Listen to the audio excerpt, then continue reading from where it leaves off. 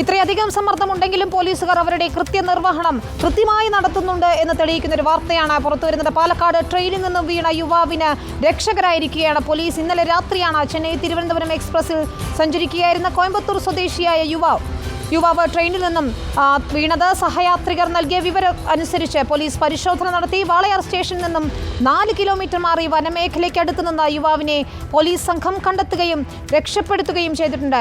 ഇക്ബാൽ അറക്കൽ നൽകും വിവരങ്ങൾ. ഇക്ബാൽ, എന്താണ് സംഭവിച്ചത്? ട്രെയിനിൽ നിന്നും യുവാവ് വീണു അബദ്ധത്തിൽ എന്നാണ് മനസ്സിലാക്കുന്നത്. പോലീസ് എങ്ങനെയായിരുന്നു കാര്യക്ഷമമായി ഇടപെട്ടത്?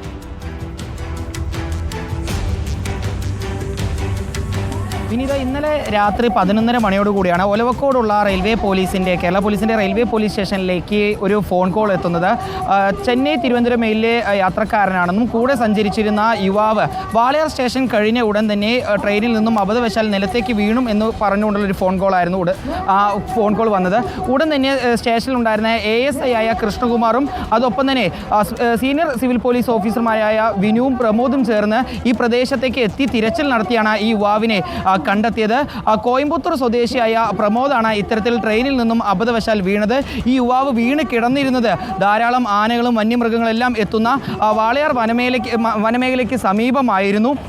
ഏതായാലും ഉടൻ തന്നെ പോലീസ് കാര്യക്ഷമമായി പ്രവർത്തിച്ചതുകൊണ്ട് തന്നെ അവിടേക്ക് പോലീസ് ഉടൻ തന്നെ എത്തി ഈ യുവാവിനെ രക്ഷപ്പെടുത്തുന്ന ഒരു സാഹചര്യമാണ് ഉണ്ടായത്. പിന്നീട് ഉടൻ തന്നെ ആംബുലൻസ് എത്തിച്ച് ഈ യുവാവിനെ ജില്ലാ ആശുപത്രിയിലേക്ക് മാറ്റുകയും ചെയ്തു.